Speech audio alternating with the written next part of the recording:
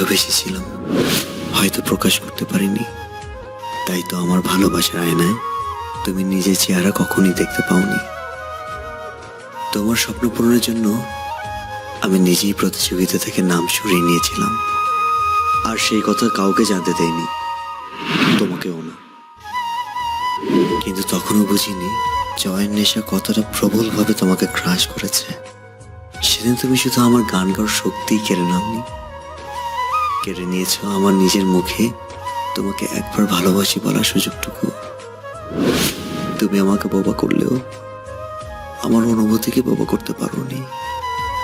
নিশ্চুপে আমি সবসময় ভালোবেসে যাব তোমাকে,